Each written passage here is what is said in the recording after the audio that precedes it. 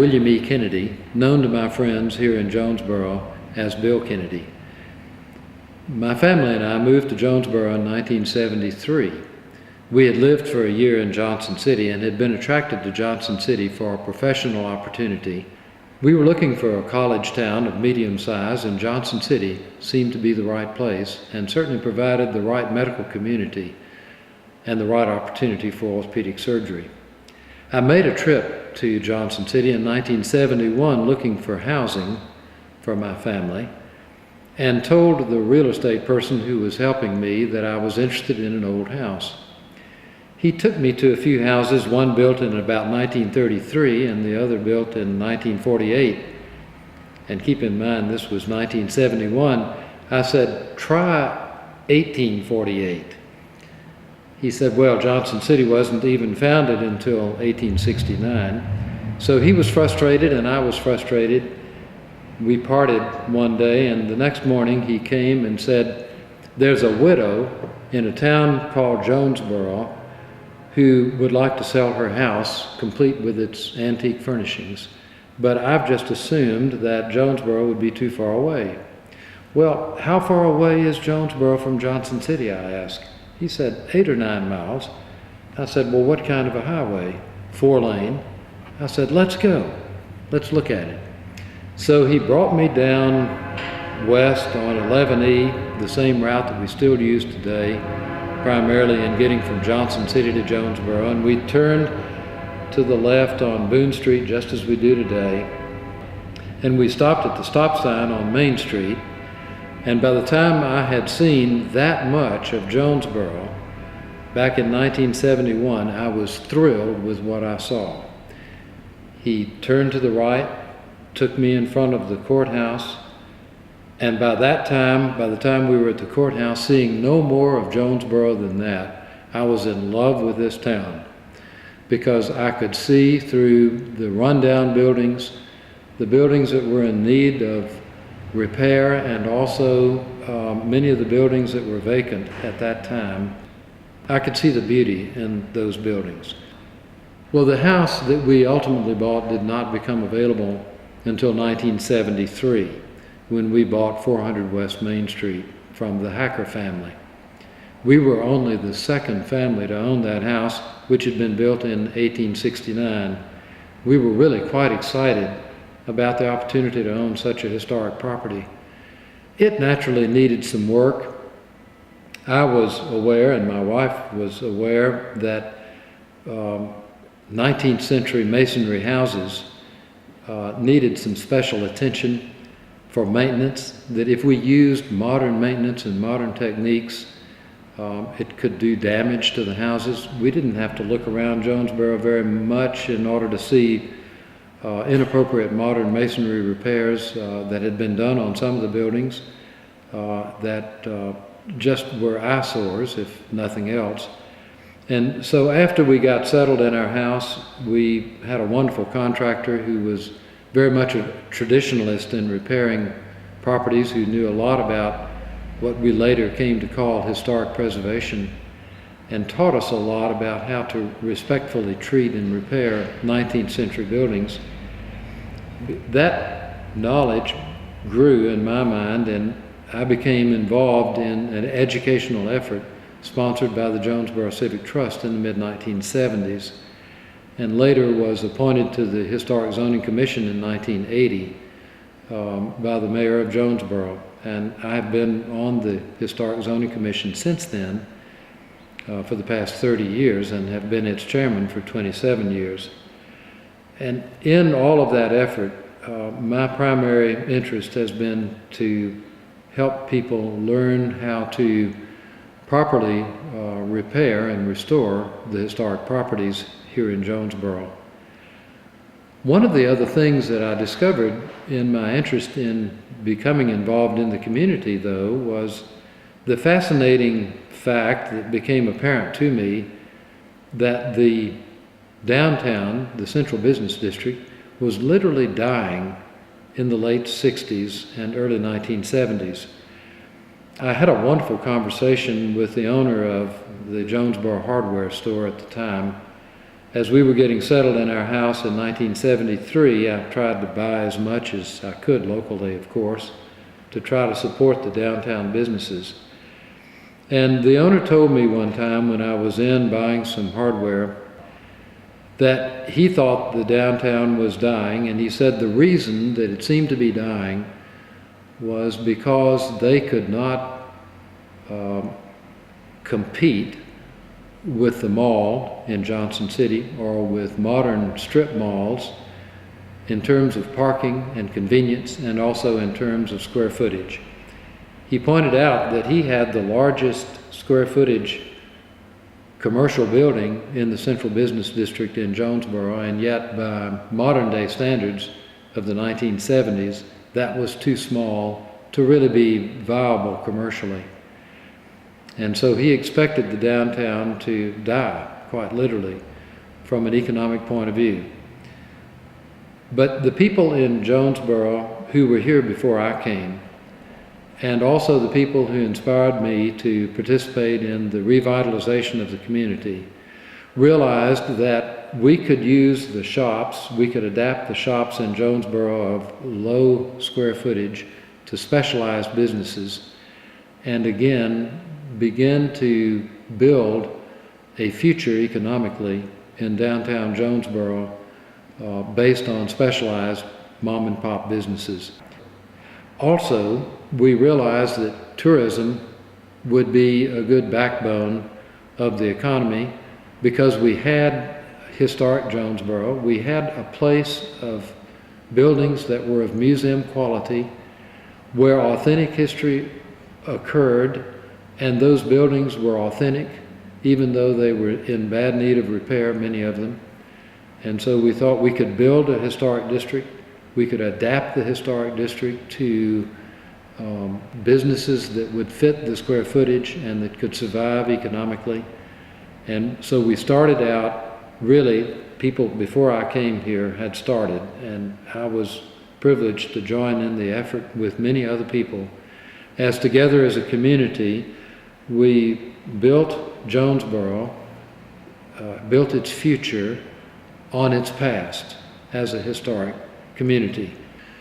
Jonesboro was laid out and chartered by the legislature of North Carolina in 1779 as a central location where water was available. That was an important point, where there could be legal services and governmental services for the Overmountain men back when we were still a part of the state of North Carolina. That grew then into an attempt at statehood in the state of Franklin, which did not pass. But later, of course, in 1796, I believe was the year, became the state of Tennessee. The town plat that was actually laid out in acre lots in 1779 is still the grid of which Jonesboro is built in its historic central part. The selection of the site where water was available meant that it was in a low area and it was surrounded by hills which formed a geological bowl, which the central business district is located in the bottom of that bowl, and the residential area is built on the hills surrounding the bottom of that bowl, with two areas along Spring Street and Boone Street being lower areas for entry into the geological bowl. The nice thing about that is that it provided a logical area for boundary for the historic district, and it also provided visual continuity around the central business district of Jonesboro. So you may wonder, how does historic zoning actually help a town revitalize and preserve a town? When the leaders of Jonesboro passed their historic zoning ordinance in 1970, they established a historic zoning commission, which at that time was made up of 5 members. Since then it's been expanded to 9 members. And they, under enabling legislation from the state of Tennessee, established a system whereby anyone who repaired a building or did work on a building or built a new building inside the designated historic zone had to have their changes in the building or their new construction that they planned approved by the Historic Zoning Commission using certain guidelines established by the Historic Zoning Commission with the approval of the town board in establishing those guidelines in order for the property owner to get a building permit and be able to do work on a particular building. And as the years went by, through the 70s and on into the 80s and even early 90s, the Historic Zoning Commission grew in its work and its understanding of its work and in its technique as to how to carry out the work, and developed guidelines that are now in writing that give a property owner an idea of what would be permitted in the historic district for the exteriors of buildings that are in the historic district. And actually the guidelines apply whether a building is considered to be contributing to the historic character of the area or not. When people have come to the Historic Zoning Commission, for example, the old Jonesboro High School, and asked that such a building be demolished, or the house at 300 West Main Street, and asked that that be demolished, the commission was able to legally say, no, it cannot be demolished because it is an important part of the historic town, the historic character of Jonesboro. And that enabled us to get those buildings that I just mentioned and other buildings in town into the hands of property owners who were willing to restore them, restoring them in such a way that they could meet modern needs and continue to be enjoyed and continue to be used in present-day modern society. So that, in a nutshell, is really the technique that we've used through the years in preserving the various buildings here in Jonesboro. The town led the way, the town government led the way in passing that ordinance. And since then, they've also led the way in, for example, in 1975, arranging through a series of grants to put the wires underground for the telephone wires and the power lines, and to get rid of the power poles, and to build our modern, old-fashioned looking brick sidewalks and stone curbs, and to establish our old-fashioned looking but modern lights for our street lights. Those lights, by the way, have been modeled after the lanterns that were in Jonesboro and the Central Business District in the 1880s, manufactured by the Welsbach Company. Now, through the past 40 years, we've had increasing numbers of people who have come to live in the historic district, who also contribute in many, many ways to the maintenance of the historic district. It's been one of the most interesting things to me to be chairman of the Historic Zoning Commission for the past 27 years, that during the 1980s, I often had objections from property owners who seemed to resist the work of the Historic Zoning Commission, who would not approve certain things or who would approve other things, changes in the exteriors of the various buildings in town.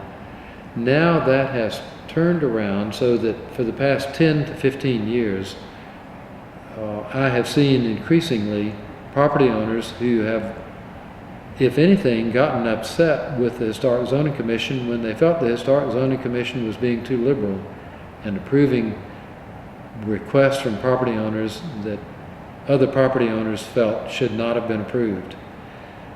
Now we have a population of people who live here in Jonesboro who realize that the historic district is fragile and who want to see it very well protected and very well taken care of, and they expect the Historic Zoning Commission to look after the fragile nature of the historic district.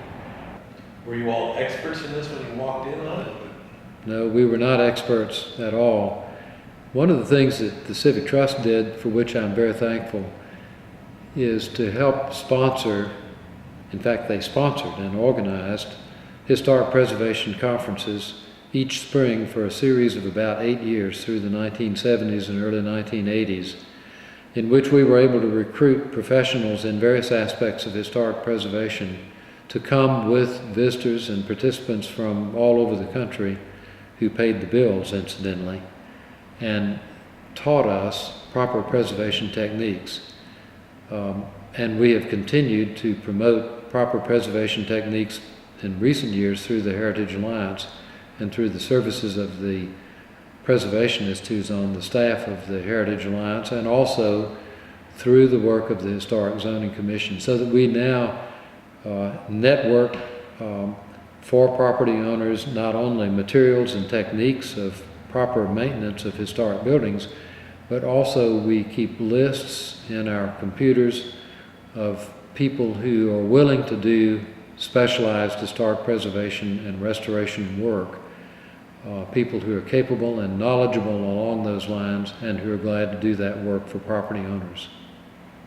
Most of the buildings have been pretty well adaptively reused and restored in such a way as to keep their historic character, but at the same time bring them up to modern standards in terms of their function.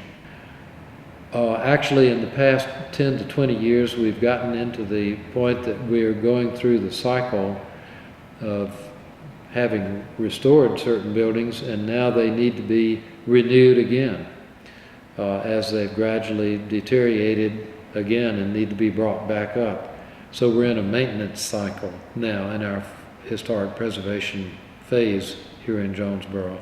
And I think we have been for the past 10 or 20 years for many of our buildings.